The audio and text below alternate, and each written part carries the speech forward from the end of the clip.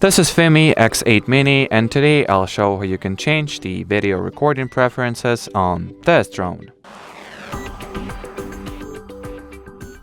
So first, launch the camera view of the FIMI Navi Mini app, then make sure to select the video shooting mode here. Go into settings by tapping at this cog icon to your top right.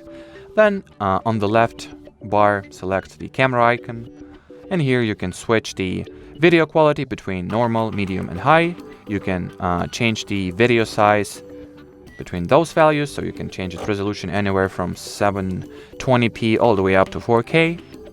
You can also manage some camera properties such as white balance, color, mirroring mode, video encoding, switch it between H.264 and H.265. You can switch on or off the vertical shooting option here. Give me a sec. Something is wrong with my touch screen.